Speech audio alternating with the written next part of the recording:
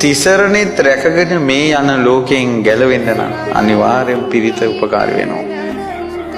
හේතුව අද කාලේ හදිහෝනියන් අනවින පොඩිවින වැඩි නිසා. හදිහෝනියන් අනවින පොඩිවින වැඩි. ඒවා වැඩි වෙනකොට ආරක්ෂාව තර කරගන්න ඕන. ආරක්ෂාව වනාහි පිරිතයි. ආරක්ෂාව වනාහි පිරිතයි සරණ ගිය කෙනාට. ඒකයි මිලින්ද ප්‍රශ්නේ තියෙන්නේ. කණ්ඩ දුන්න විසක් වුණත් පිරිත සිහි කරලා පිරිත් අදිෂ්ඨානය ඇතුව පිරිතෙන් ආරක්ෂා වෙච්ච කෙනෙක් ඒ විස කෑවත් ඒක යාට අමෘතයක් වෙනවා. විස පිහිටන්නේ යාගේ. පිරිත් කියපු නිසා, පිරිත් පාවිච්චි කරපු නිසා. ඇත්තටම ලොකු ස්වාමීන් වහන්සේගේ මේ මහමෙවුනාවේ දහම් වැඩපිළිවෙලට කෝටි වාරයක් අපි ප්‍රශංසා කරන්න ඕනනේ. මහමෙවුනාව බිහි නොවෙන්න මිනිස්සු කලාතුරකින් දැනගෙන හිටියොත් කරණීයමෙත්ත සූත්‍රය විතරයි.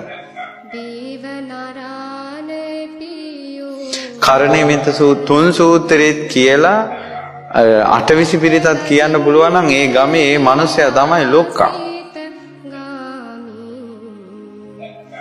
මිනිස්සු කටවල් අරගෙන බලාගෙන හිටියා එහෙම පිරිත් කියද්දි. මිනිසුන්ට හිතුනේ බුදුරජාන් වහන්සේගේ දායාදයක් ඇවිල්ලා ගමට කියලා. සතිපට්ඨානේ මට මතකයි පුංචි කාලේ අපිට ඇහිච්ච දේවල්.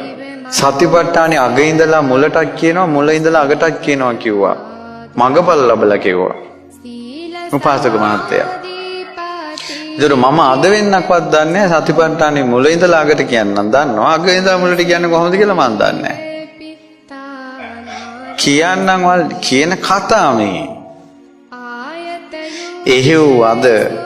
එහෙව් ලෝකයේ මිනිස්සු අද පිරිත් පොත රැය එළි වෙනකල් මේ උපාසකම්මලා කියනවා. පාලියෙනුත් කියනවා සිංහලෙනුත් කියනවා පිරිතේ අර්ථය දන්නවා. තුන් සූත්‍රේ කටපාඩම් අඟුලිමාල පිරිත කටපාඩම් චූටි මම මේ ධර්ම දේශනාවට ගිහිල්ලා එන ගමන් අවුරුදු 3ක චූටි බබෙක් මට පිරිත් කියන්න ඕන කියලා කිව්වා මේ බණට ගිහිල්ලා එනකොට. ඊට පස්සේ මං කිව්වා මොකද්ද ඊට පස්සේ යාළුවා ගම්මල කිව්වා අපේ දුවට අඟුලිමාල පිරිත කටපාඩම් කියලා. අවුරුදු 3යි. මං ගෝ එහෙනම් කියන්න කියලා. ඔහොම බෑ කිව්වා. ඊට පස්සේ මම හිතුවා ඔහොම බෑ කිව්වේ එහෙනම් මේ මට මම ඉඳගෙන ඉන්න ඕනේ නැද්ද කියලා මම ගිහිල්ලා එහා ළඟ තිබ්බ පුටුවක ඉඳගත්තා. අර අවුරුදු 3 චූටි දුව දණ්ඩ නමස්කාර කළා බඩ ගෑවා. ඉඳගත්තා.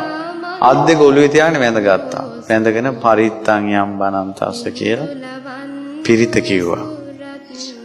කිරිබොන කටකට අඟුලිමාල පිරිත දැම්මා. මේ ලොකු ස්වාමීන් වහන්සේගේ දහම් වැඩ පිළිවෙලින්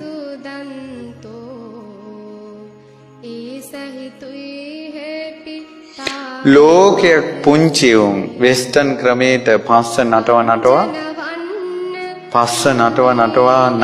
උගන්වනවා. ඔයාලා මාධ්‍ය නිතර ඇසුරු කරන අය විදියට දකින්න ඇති. පුංචි උන් කරන දේවල් දිහා ආච්චිලා කට අරගෙන බලාගෙන ඉන්නවා.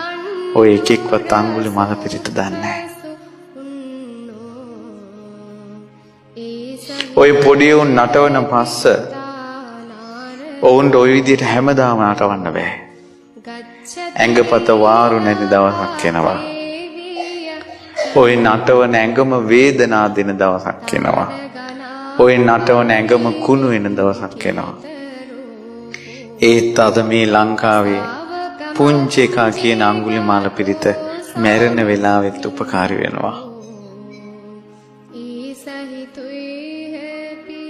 ඒක තමයි සරණ.